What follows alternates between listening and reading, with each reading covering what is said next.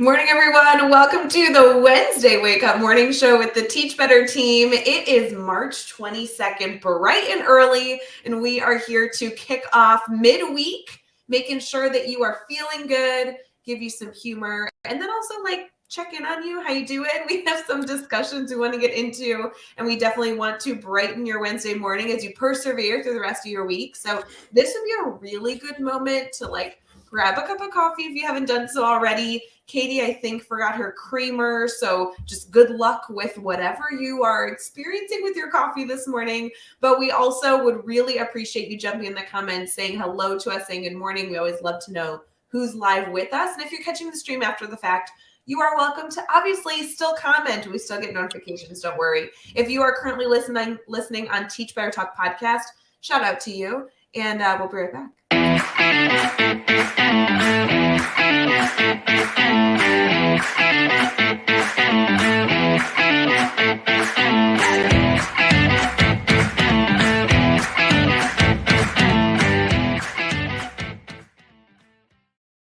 Good morning, everyone. Happy Wednesday. Katie Miglin in the house. Hi, Katie.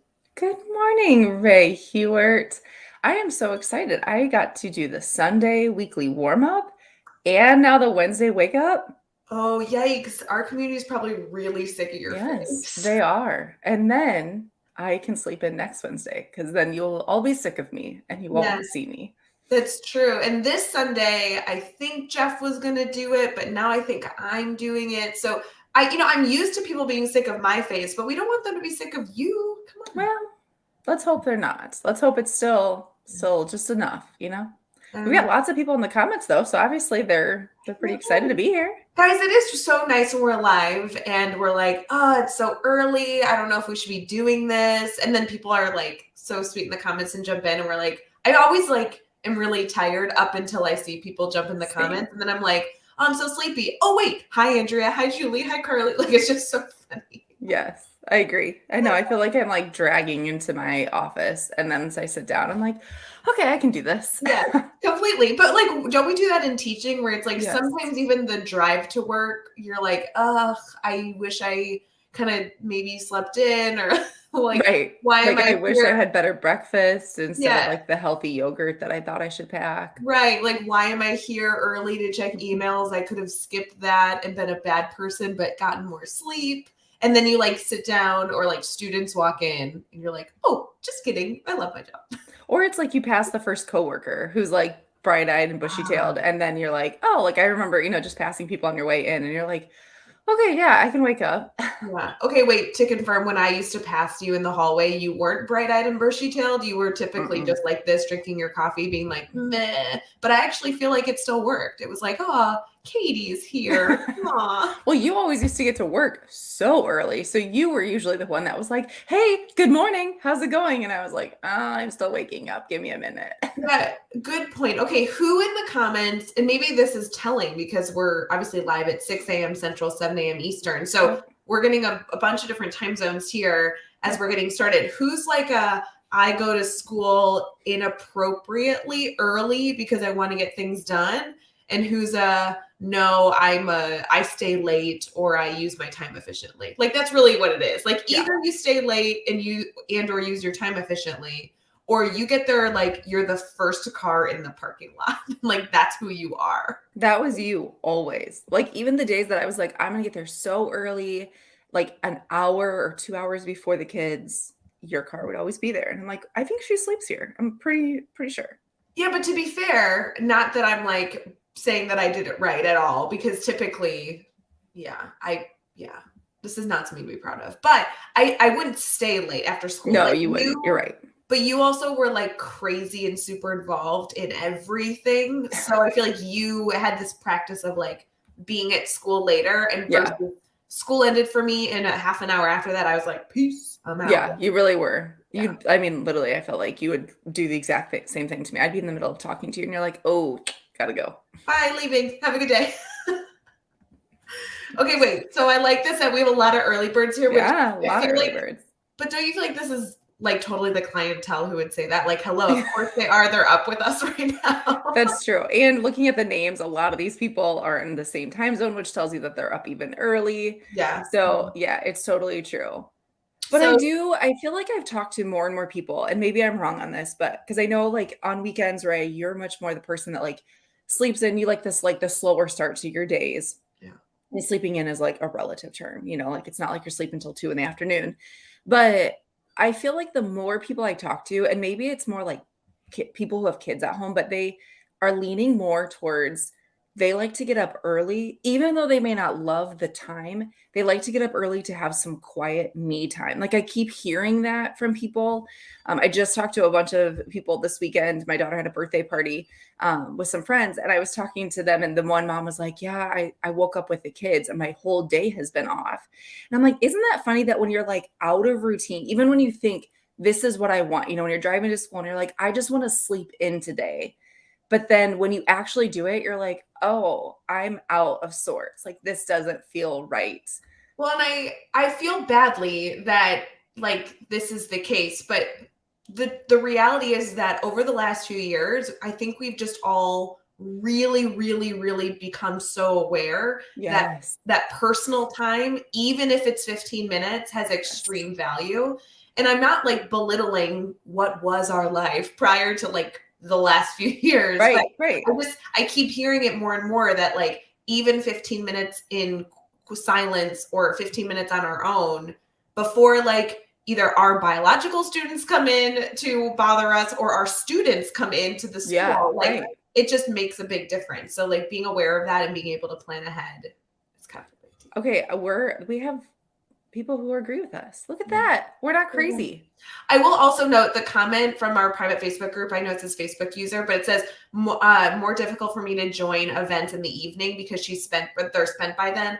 That's how I feel, and I'm really Yeah. struggling with like finding that balance. That's Yeah. been a new thing for me, but something that I've really tried to find some balance in because by the afternoon, if you've been up early, getting Right. things done, working with students all day, by the afternoon you're just like tapped out. This has Right. been a thing even with my Instagram, not to like go into that if no one's interested, but I intentionally just started a second Instagram because I really wanted time to like curate my newsfeed so I wasn't consuming educational content. Not because I don't want like to consume educational content, it's fine.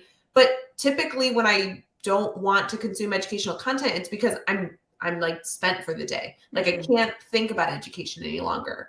So I want to consume like the other stuff I like, Yeah. I don't know, art and memes and whatever. And like, I don't know, it's just interesting how we kind of hit that wall where we can't be Mhm. educators and consume educational content as easily anymore. And Well, kind of, it's that boundaries piece. I think because of the world we're in, I just talked to an educator yesterday about this, and she was very adamant. She's like, I don't use my cell phone for anything other than calling people. And I was like, tell me more about that.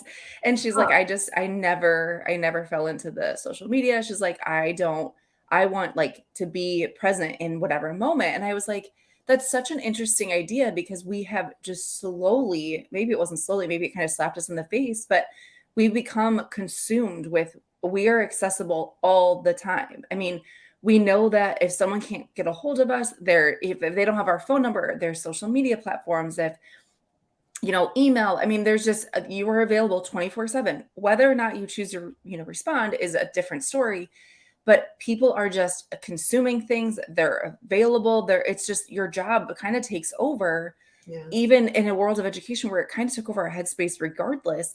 Now it really does because our social media is education. There's so many algorithms that even if you followed no educator and did nothing for your professional life, your algorithms are somehow going to still push it, out to you. So it's Mhm. just a crazy like shift, but I think it's good that we're mindful. I've been trying really hard. I know Dave Schmittou, he talked to us at a meeting one day about how he's trying to read more. I'm also trying to just read more because guess what? You can't see any notifications in a book. You don't get any of that. But I want to also call out Dave, who's here.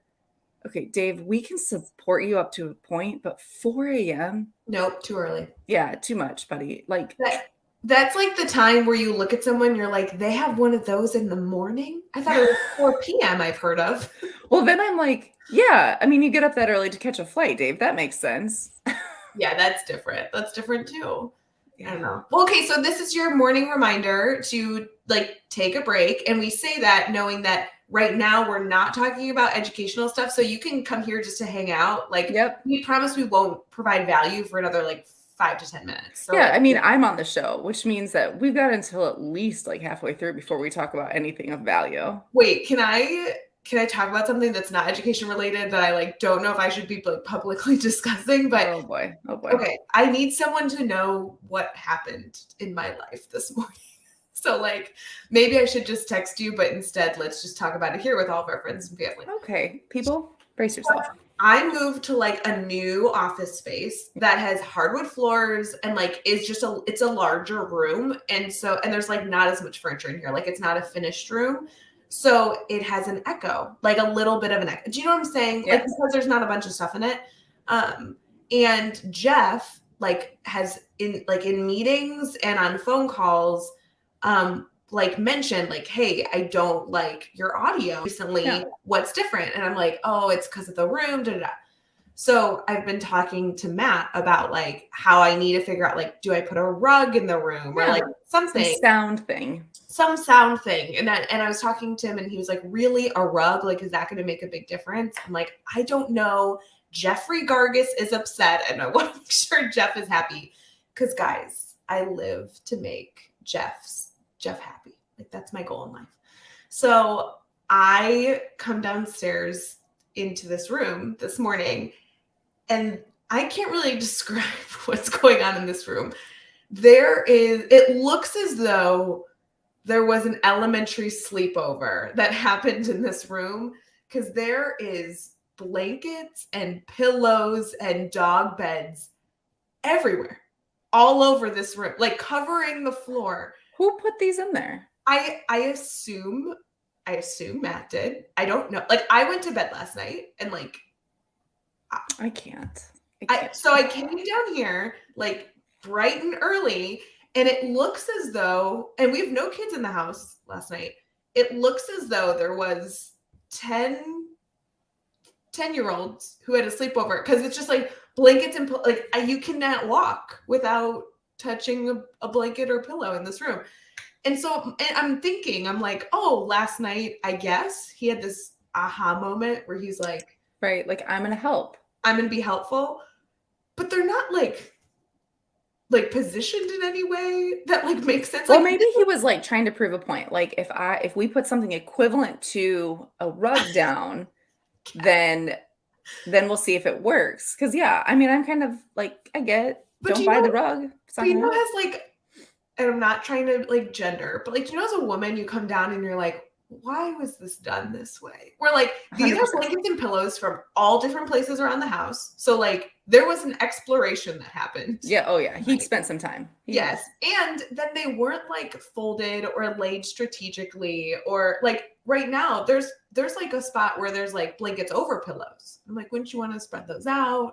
Or Here's I the thing. don't I really was waiting for you to tell this whole story, and then it end with like you tripping over one of the blankets and like spilling your coffee because that has happened more than once on a Wednesday wake up with you and I. yes. No, this was me walking in and being like, did I miss a big activity and I stayed up late last night. I was Yeah. up with you last night. Yes, We you were were. doing our girls' night until like what, 10:30. Yes, entirely too late. So this happened what, like between 11 and 1 a.m. I have no idea when he went to bed, but like that's just saying.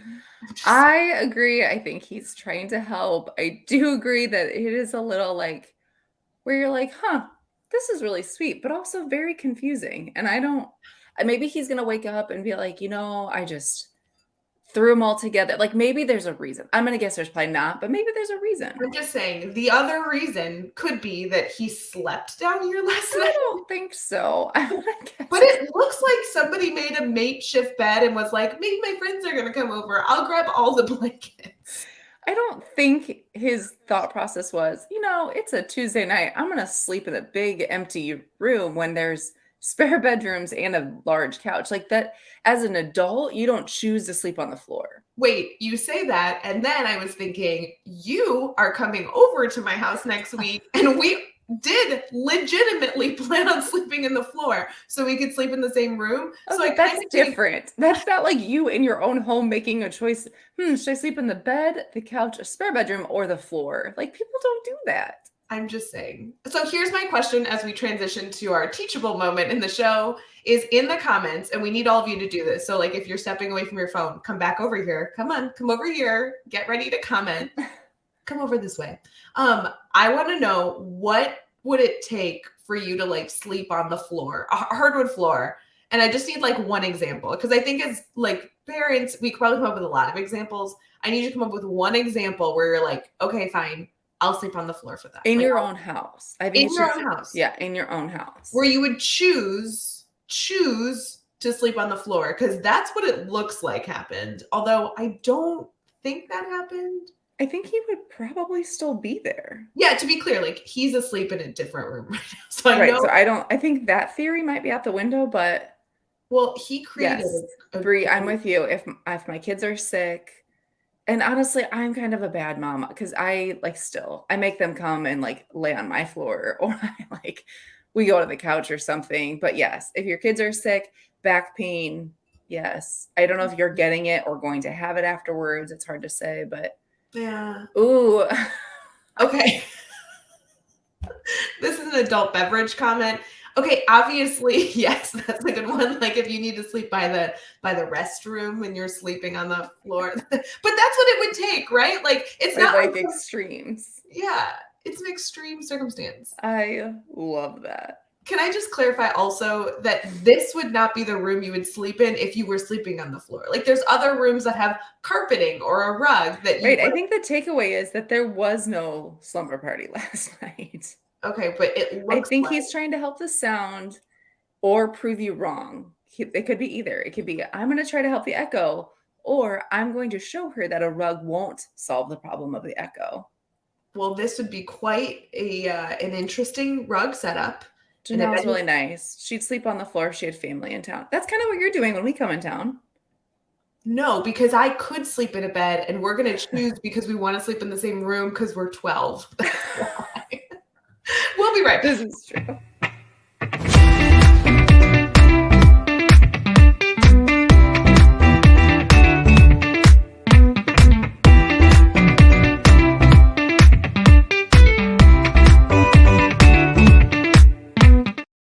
Good morning, friends. Welcome to the Wednesday Wake Up. I do want to apologize for what has been happening the last 10 minutes in the show because... Do you though? Because this is pretty typical for us. I know, but the commercial played and I was like, come on, Katie, this is what we're Come on, Katie, stop talking about your rug-filled office space. Yeah. Okay, do you have carpeting in your office? I have carpet everywhere. I'm a big advocate for carpet. You don't have carpet everywhere I've been in your house. Okay, well, not in my kitchen because that would be absurd. Or in your bathrooms. There's no carpet in your bathroom. Thank God, because that'd be disgusting. No, I mean, we're like a carpet house. We don't have a lot of hardwood. We have hardwood in like food places or bathroom places. Everything else is carpet. I don't like socks or shoes. I like to be barefoot. I like to lay on the floor, not to sleep, just, be on the floor. Can I just say that I don't know who needs to hear this, but I'm willing to approve a Teach Better something gift card if you can prove that you have carpet in your bathroom. If anyone listening has carpet in their bathroom, please tell me. I would love to know. One of Matt's cousins used to have it, and they bought a house that was built in the 60s, and it Yeah, literally had carpet everywhere. Yeah, 60s and 70s. That was a thing for sure. And I always I don't know why I felt so grossed out just using the bathroom. They were very clean people, but I was like, you don't know what's in this carpet. Nobody knows what's in this carpet. And it was just. But that's the case with any carpet. No, bathroom different. Bathroom is different. Okay, but if you bought a house and you didn't replace the carpet for a long time, you could make that same argument. This is true. I also think maybe we should be teachable right now.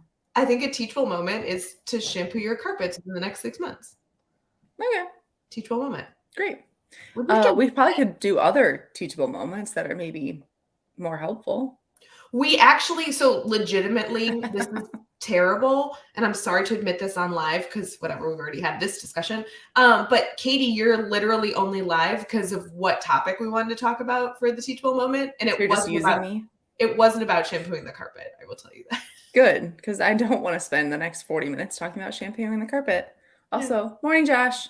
Hi, Josh. Morning. Okay, so here's the deal. So I was at a school on Monday. Yeah, you were. Yeah. And I was driving home from the airport and I had this like moment where I was like, what content have we not discussed recently to our community that is a good March reminder? And I was driving on the highway and I was like, dun, dun, dun, dun. I thought of it. So I called you in the middle of the day. I don't know what you were doing. It was kind of the afternoon because you were doing drama club, weren't you? Yeah. Yeah. And I was like, Katie, I want to talk to you about this topic. Will you come live at 6 a.m. to talk to me about what I think is severely underrated in classrooms? And you foolishly said yes. I did. So if I'm going to ask for the comments because I love the comments coming in. What do you think is severely underrated in the classroom? Like something, and we're going to go like education. Like we're not being like goofy, although we clearly have messed that up already. This is what she's saying is we've decided at 21 minutes, we're officially going to get into education talk. So it is not shampooing carpets. It is not rugs in your house. It's real. What do you think is one thing that teachers often forget to plan in their lesson? Yeah, like something that you're like, oh, I put very little effort into thinking about this, but when I do think about it, it makes a huge impact. But like, it's like severely underrated. Okay, I do really like Brianne's comment about like pencil sharpeners. That's totally severely underrated. Like a great pencil sharpener, people don't tell you how big of an impact that has.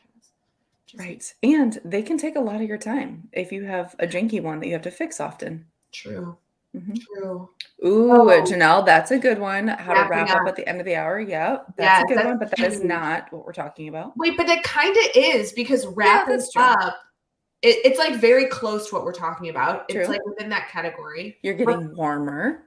Yeah. Reflections at the end of the lesson. Also good. Like, I feel like that kind of leads into it of what we're talking about. Okay. So I want to talk about transitions. And I know that's super silly, but I was thinking about what do teachers very commonly like overlook because we're focusing on so many like other things. Whereas the reality is that if you have really clean and succinct transitions throughout the entire class hour, it makes a massive difference. And we very rarely talk about it. Well, and two, I think it kind of goes hand in hand with the idea that you plan it as a reaction. So, we so often, and I know like we've talked about this in the past, you so often like kind of worry about the meat of your lesson. So the lesson as far as like what the content is, you worry about the content delivery, what are students going to be practicing, how are you assessing them? All those things sometimes drive your thought when you're thinking through your lesson plan.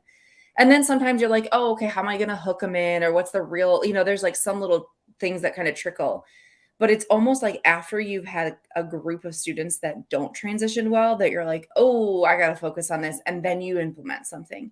But really, the reality is you should be focusing on it in the beginning. You should be thinking through, because even the students who transition super well in a class that is, well ran, they could benefit from clean transitions just as much as kids who can't do that. Well, and more often than not, to your point, educators are planning these like incredible activities for students. Like whether you're going like all out, like Instagrammable photo, or you just are thinking through like, hey, I have to have students practice a certain like problems. I'm going to cut them up and paste them all over the room. Like there's so many ways to deliver activities that I think it's totally undervalued how you're going to get them into the activity and out of the activity. And this isn't just like transitioning into the room and out of the room, which I do think is super, super important. Yeah. But even like transitioning from like mini lesson to activity or activity to reflection time, whatever your classroom setup is, and however long your class hour is. The reality is that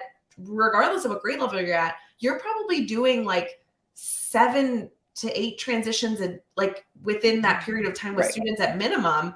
And we don't even think about it. Like that's not I don't know. And Well, I guess let's first define what a transition is, because I think that sometimes that can vary. So if you're a teacher that has the same group of students for a sustained period of time, so I'm kind of thinking like elementary, where you might transition in between subjects but keep the students. So okay, to me, those transitions are not only in between courses, like subject areas, but yep, they're also in between anytime students leave your classroom. So if they're going to lunch, library, PE, any of those things where they have to leave and come back, those are transitions. yep. If you need them to get materials and then like prepping for an activity, that's a That's a transition. transition. That's the one I think that is like Yes. not thought about. Like I'm going to Yes. explain directions and then you have to actually do something. Like anytime a Yes. teacher is explaining something and expecting a reaction from students, Yep.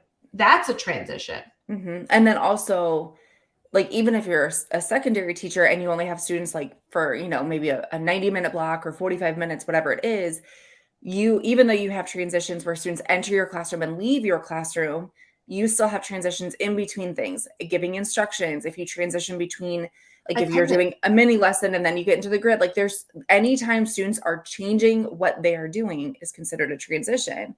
Completely. And so yes, you have to give it thought, but sometimes it can be overwhelming to think, what am I going to do for the 8 transitions I have in 45 minutes?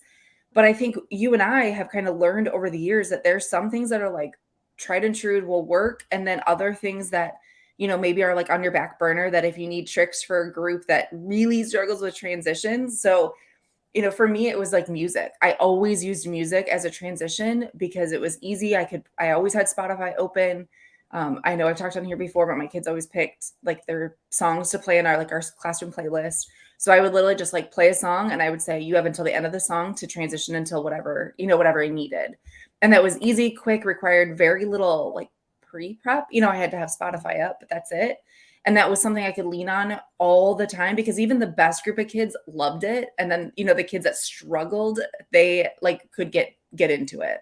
Well, and it's a cue that you can be consistent with. I think Yes. the key with transition is having very clear expectations during the transition, which is the Yes. hardest part of transitions. So Yes. if you have a norm that music is when the transition is occurring and when the music like fades away, the transition should conclude. That Yep. actually in and of itself is a really, really, really good rule. I think the Mm-hmm. other thing, this came up because I was doing PD with a group of educators. It was a super small district, like kind of outside of Columbus. Yeah. And it was a K-12. So like we had like Mm-hmm. all different grade levels, everything. And I made the dumb mistake. I was doing an activity, by the way, shout out to Dave Schmidt, who gave me this activity. But it essentially was an activity where in a minute, I was going to have them pair up with somebody in the room to Okay. do a 2-minute activity.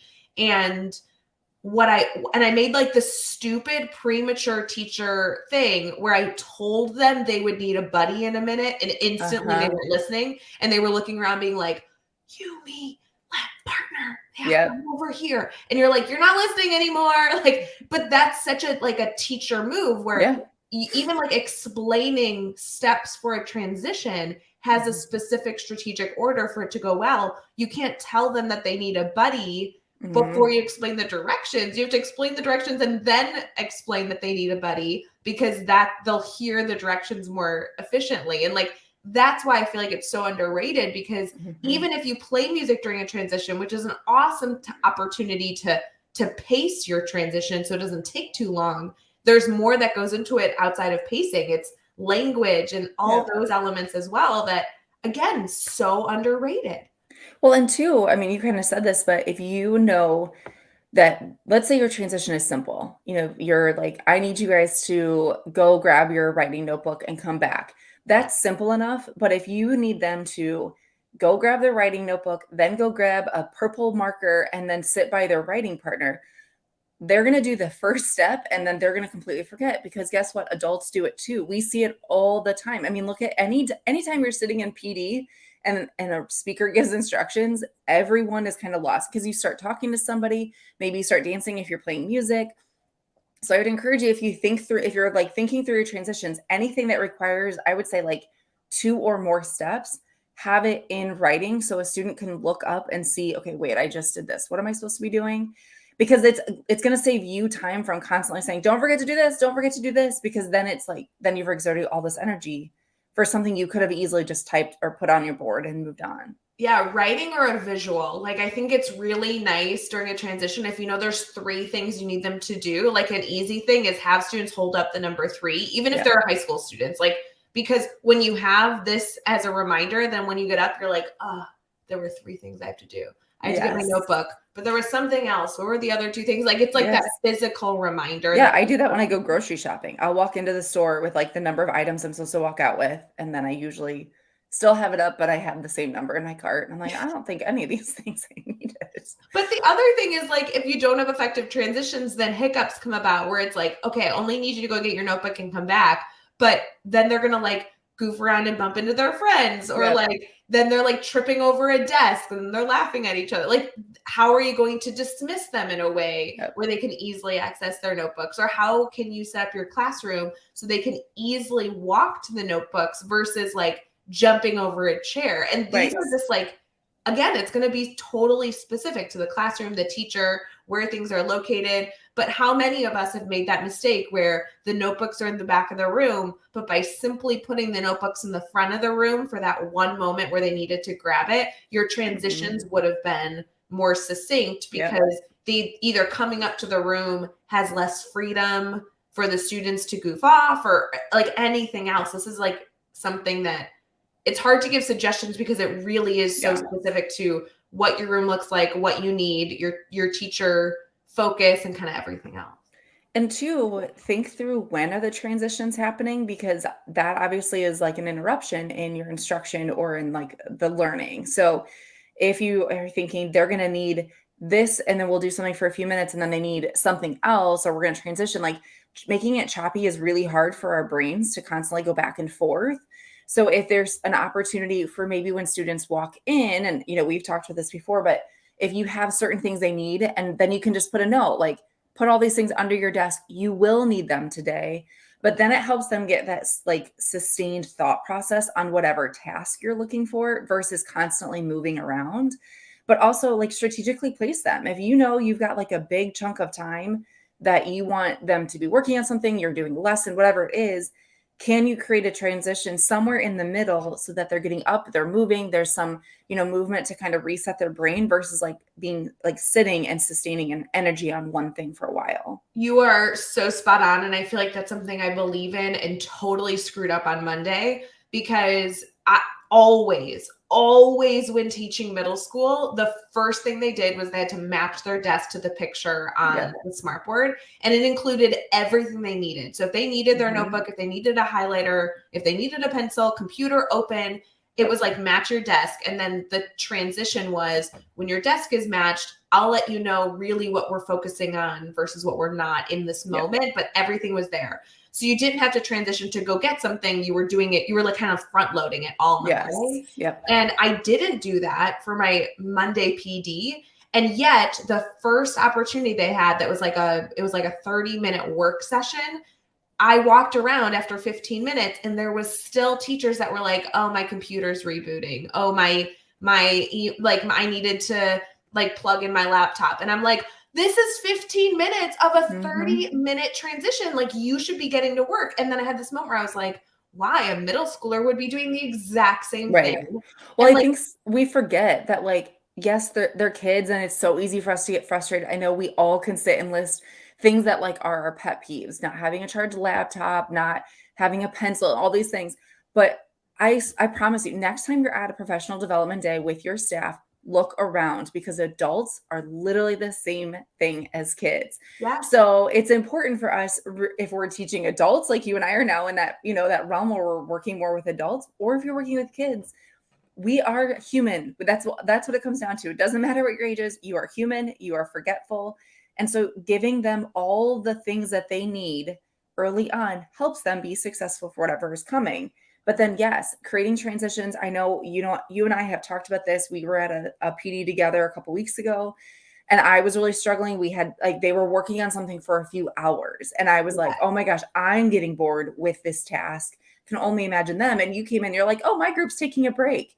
I'm like, I should have done that. Like just thinking through those things of like, what you need, but also being mindful of like, we are human. We need breaks. We need reminders. All those things are normal. And so how can you make them smooth in your classroom is super important. Okay, so to recap, because I don't think we gave any answers because this is so personalized, but like Right. overarching reminders.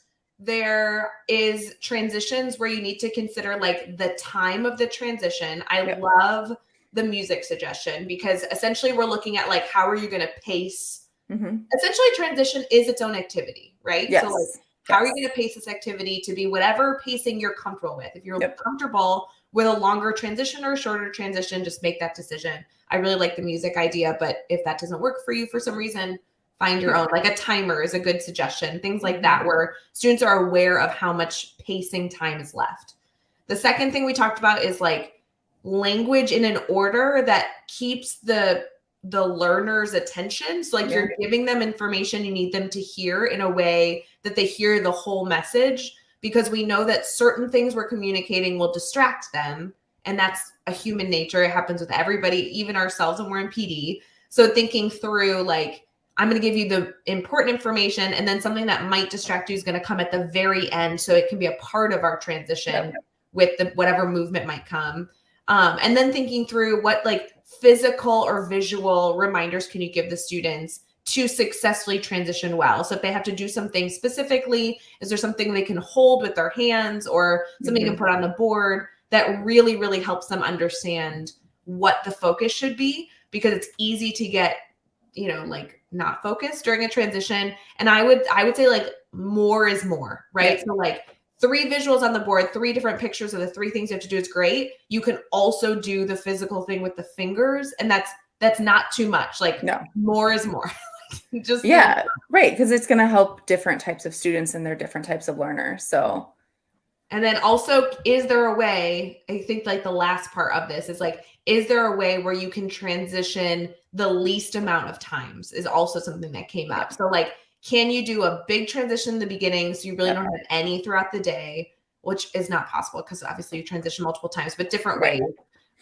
Or are you going to have like an enormous amount of transitions where they have to get up and go get a highlighter and then sit back down and get up and go get a notebook and then sit back down? That's a strategic choice. And for some groups that might be needed, but like, should you clump your transitions or do it all at once? It comes down to being mindful of the transitions, and the comments are amazing. We've got tons of people who are throwing ideas, doing a countdown. I know I did that too. The get ready, do, done. Love that. But just being strategic with the plan of like whatever you want. If you are planning a lesson and you want there to be a lot of little transitions because that is the nature of the lesson, fine. If you want it to be like a one and done where they're getting everything they need and then kind of sitting back down.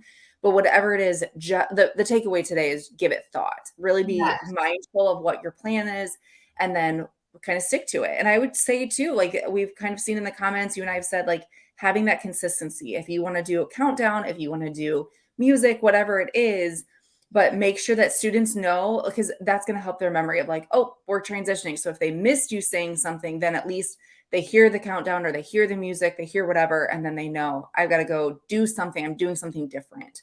And so it helps. I will say, Katie, as much as we feel like this is important, and I'm so glad that our community is like giving ideas to support us in being better, this is also something that really shows in an evaluation. And I don't mean to like say that that's the time that matters, but whether your principal is in your classroom or you have like stakeholders in your classroom, or on the flip side, if you're a leader and you're doing something with your staff and people are seeing, like, this is what people notice. Yeah, like absolutely. Like when you're working with students or when you're working with adults in any circumstance, a strong transition shows a strong educator, I think 99% of the time. So it shows that you're a good planner, that you've really kind of thought through all the pieces and that it's not like an afterthought, which is what's important. A good planner and a good communicator, like that it shows that you have like strategy to understand people. And like that really is big anytime we're doing any sort of instruction. So this is my hot take on, Thank you. Thank you, Ray. Underrated. Look at us. We can like be educational. Yeah. You know what we could do? We could either talk more about all the pillows and blankets on the floor, or we could go into maybe our community spotlight. A hard pick. Community spotlight. Okay. Hey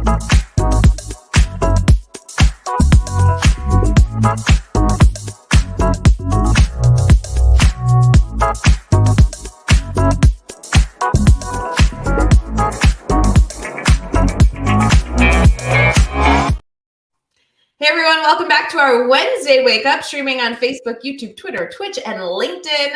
We are jumping into our community spotlight, which is when we get to highlight a member of our Teach Better community, our Teach Better family, and make sure you are connected to them because we have constantly people in our family that are doing just super cool, awesome things. And why not highlight them to make sure that whether it be on social media or just on a personal level, you're connected to them. Katie, last night you and I had a bunch of meetings together. I don't know if you remember. Oh, I do. Yeah, it was like you and me for hours meeting with people on the team, which was fun. Yeah. And then at the end of our meetings, there was a ambassador exclusive training, which is only available to our ambassadors. Shout out to Andrea and Megan and the entire ambassador PD leadership crew that plans those things. I know that I think Carly is in the comments and Brianna Shaner is big in that. So shout out to all of you making all that possible because that's just super cool that every single month there's an opportunity for our ambassadors to get this exclusive training. Anywho, I went to it last night and it was so good and it was by a member of our Teach Better family. And so even though all of you couldn't necessarily join that exclusive training, I definitely want to highlight the speaker that shared because there's so much to learn from this educator. It was super cool. So I'm going to jump into that. Are you ready? I'm ready. Okay. I know that you are familiar with Henry, but I want to maybe take a second to familiarize all of you if you are not following him. Henry Turner is not only available on Twitter, but also on Instagram. He's a really wonderful principal, I think in the Massachusetts area. I think. Okay. And just he's a high school principal. And so yesterday we were joking about what's going on in high schools right now. There's so many different things to do. But he also published a book that I know a lot of people have read. And if you have not read it, you can add this to your list. He wrote Changing the Narrative. So Henry does a lot of PD on a bunch of different things. But one of the key things that he is doing work on right now is focusing on supporting all different types of students, regardless of their demographic and their background. And he has not only personal stories of this, but also the work he's doing on a day-to-day is just a huge deal. So Change the Narrative is a great book. It came out of, I feel like a few years ago. It's not new, but definitely something to jump into if you haven't read it yet. And just a really good guy, super good guy. And we actually shout out to Josh and Jeff. We actually met him recently at FETC. So it was cool to walk by him. I walked by the table that he was sitting at. And then I awkwardly backed up and was like, "You're Henry Turner." And he was like, "Yes, Ray Hughart, good to meet you." And I'm like, "Oh, is this weird that I interrupted your conversation by walking by and then awkwardly backing up and then yelling your name in your face? I apologize." I mean, you're pretty good at being awkward on first introductions. I'm not going to lie. I like meeting people in person, but I feel like I only know people's profile photos sometimes. Right. So you walk by and you're like, "Oh, random person." And then you look at their face and you're like, "Oh, I know you." Or it's okay, creepy. I also think it's always interesting when someone's like, "Oh, let me introduce you." And you're like, "Oh, I know them." And then you realize, "Oh, you don't. You just know them from social media." And you're like, "Yeah, we met on internet." I don't. Well, that's kind of what happened where I was like, "Oh my God, Henry Turner." And he's like, "Yes, that is my name." And I'm like, "Oh, sorry. You knew that, but I also knew." Right. I'm a big fan. So he's a good guy. And also just a nice, humble guy. I feel like when you become an author and your book blows up, you kind of have this moment where you could turn into a jerk. Right. You could kind of get a big head. I get that. Yeah. Henry's not he's just a cool dude. We not only met him awkwardly at the table, but then we hung out with him the rest of the time and he came to the networking event with us and stuff like that. So he's just a good guy that is doing cool work in education. So definitely somebody that I would encourage you all to direct message and he would respond to be a normal person. He's just a cool dude. So Ray, I wish you wouldn't have gotten such a big head when you wrote a couple books. I mean, I'm a really big deal. I don't know if you've heard the like learning that we've discussed so far on the show. But Yeah, you're such a big deal that you have a bunch of blankets on your floor right now. I know, like, not to brag, but like I have access to multiple throw blankets if any of you need Oh my any. gosh, you're so cool. So cool. I think there's another segment in this show. Morning challenge. Are you ready? Yeah, let's do it. I haven't done the show in a while. I didn't know what the title's right here. Morning challenge.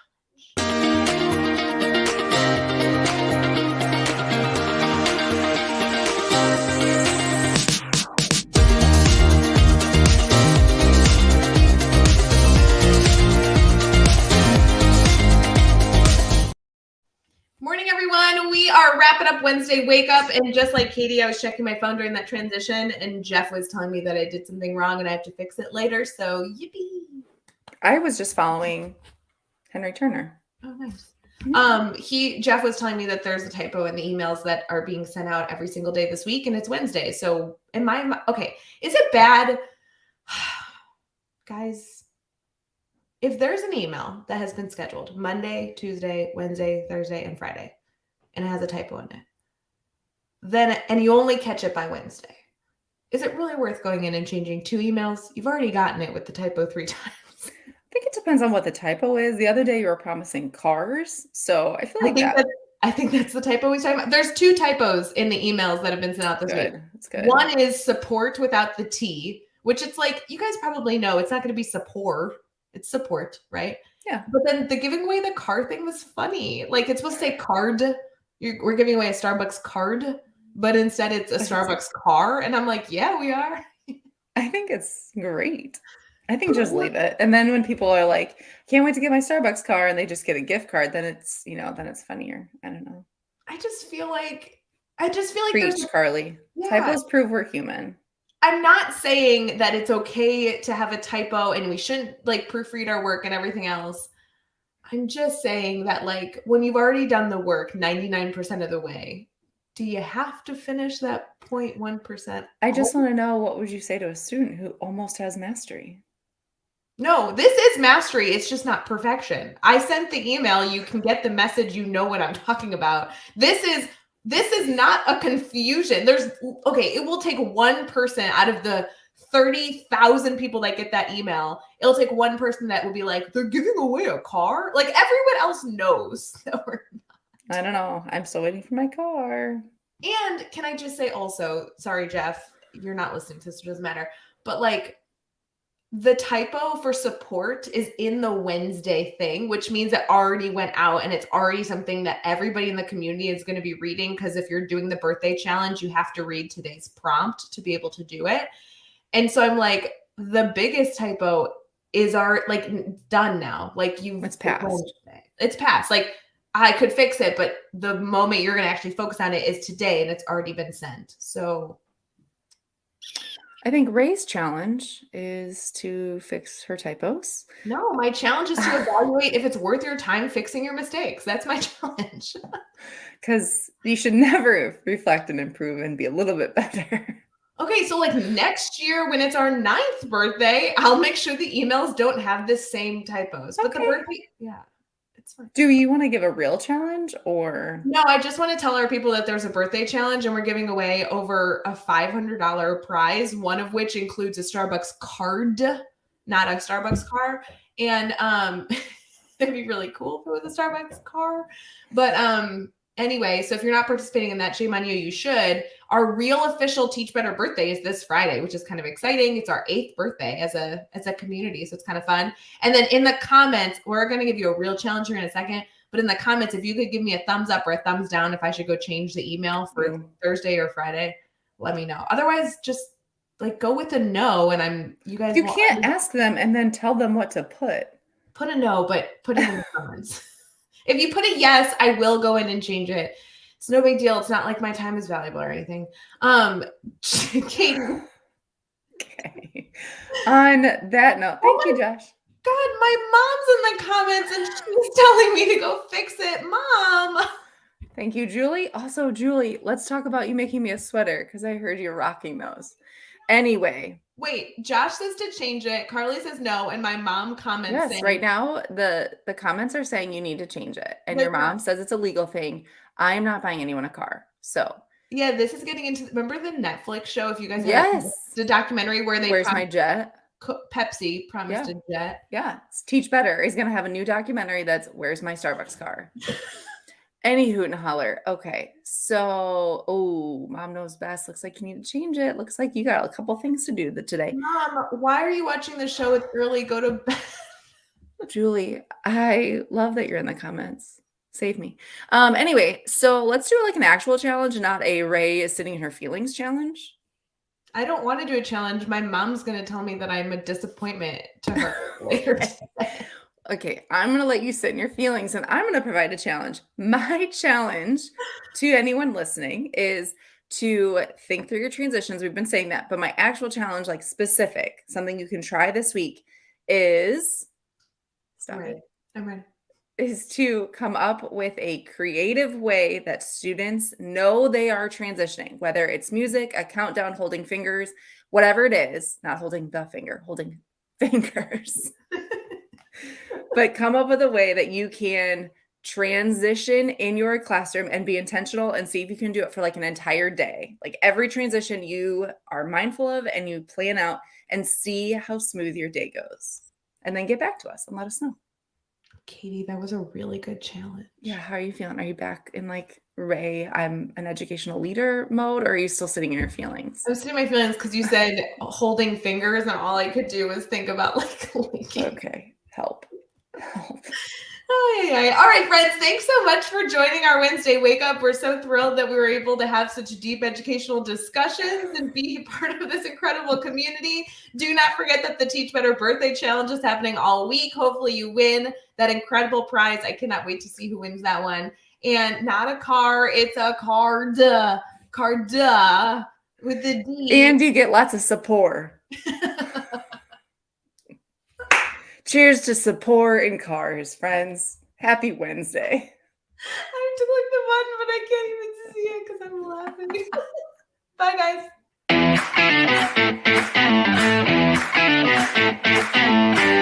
guys.